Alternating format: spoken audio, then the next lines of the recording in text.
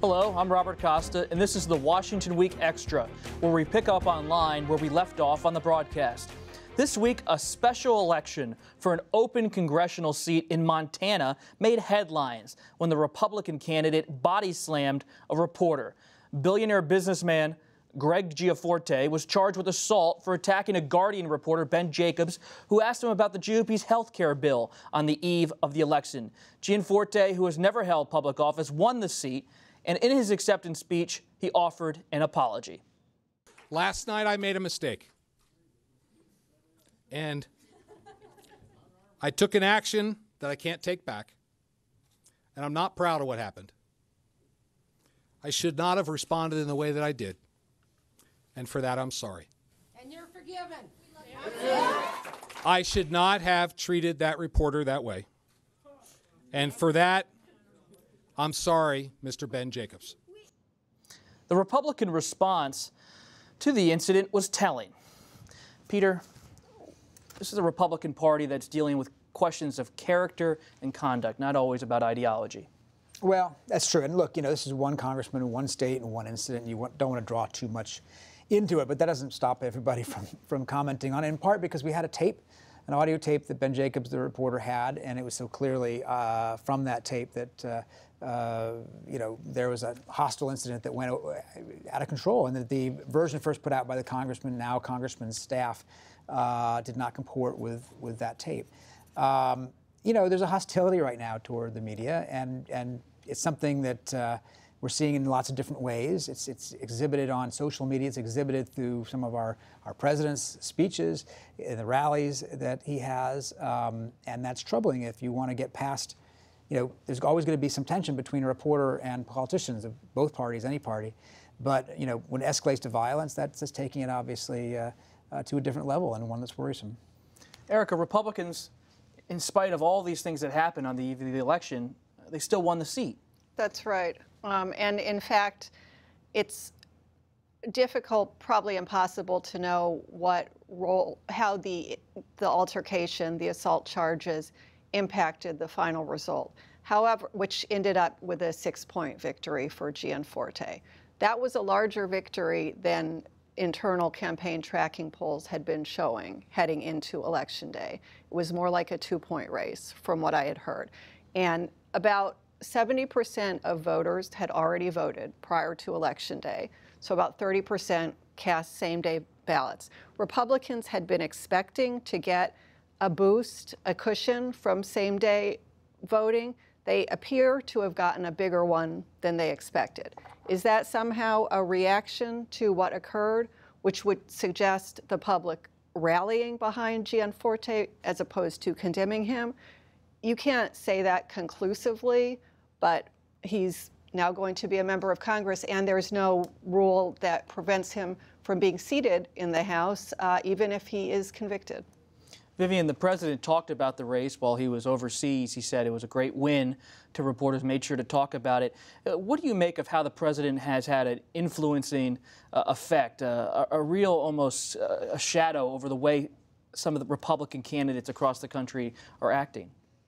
I don't know if he's influencing the way they're acting per se, but it's apparent that he wasn't going to condemn his actions, and that's something we didn't hear today. He said there was a great win in Montana, but he did not speak out against the actual action. And that is, again, what, like Peter was saying, is it goes back to the days of the campaign where, he almost endorsed and advocated for not violence against journalists, but just sort of skepticism against journalists. And that has gone very much deep into his presidency. It is part of this administration, the way that they behave with journalists. Just a week or two ago at the Coast Guard graduation, where we were celebrating the graduation of these new cadets, and he made sure to mention that the media treats him unfairly. This is something that is still very much on his mind, especially with the Russia probe against him.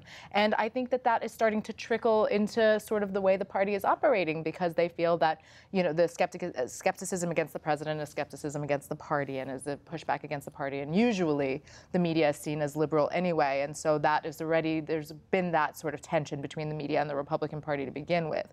But we've seen it grow, definitely, since this administration took office. When you look at the special elections in Kansas, Montana, the upcoming one in Georgia, we see Democrats doing better in some respects, but they're not winning, Peter. Right, exactly. And so they're trying to fundraise off that. They're trying to establish some sort of sense of momentum. They're trying to say, look, the resistance is taking hold.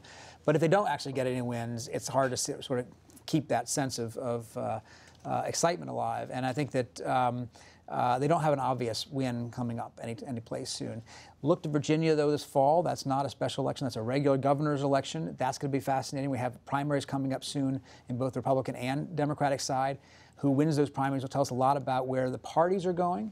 And the fall campaign may tell us at least a little bit about where the public is going. There's also a gubernatorial election in New Jersey.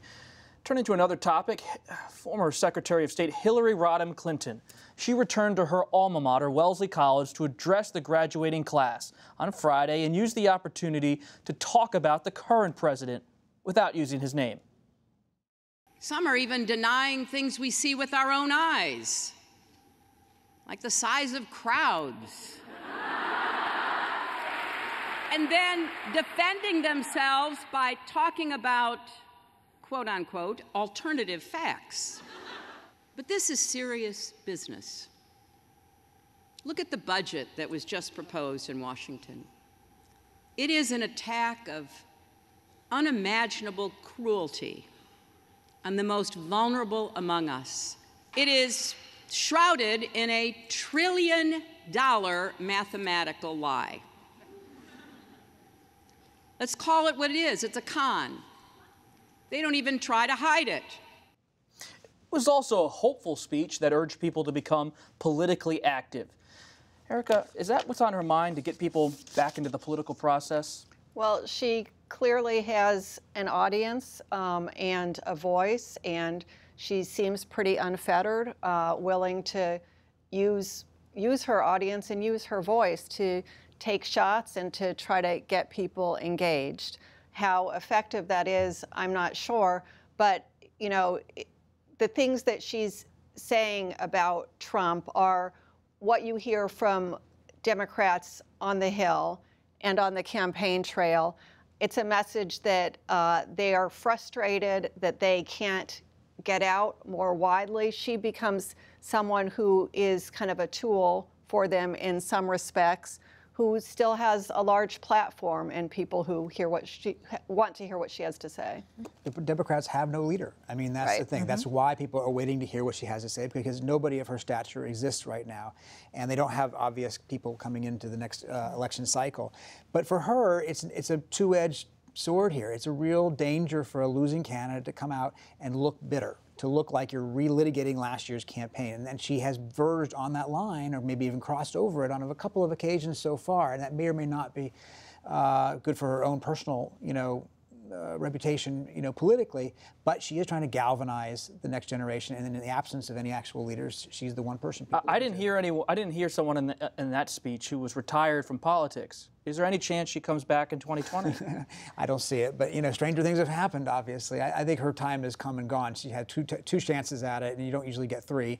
But until somebody else emerges, until the next generation of Democrats kind of take the stage, people are going to be looking to her, and she's going to speak out. She made a Nixon and Watergate comparison today, and she's not going to go hang out in the woods full time. But few, if any, Democrats, I think, would like to see her run for president again. Right. Sure not. But remember, while they regroup before 2018, midterms and 2020, she won the popular vote. And so there is this responsibility that she could shoulder instead of going out into the sunset and, kind of calling it a day, or into the woods for that matter, that she could really be a voice for the party until they figure out sort of the next generation of leaders and where the party goes from there. And I think a lot of people really feel empowered and strength. They feel good about seeing her out there. It's like someone who doesn't give up, and it gives hope to a lot of people, and possibly a lot of women too. And so I think that that's a positive message.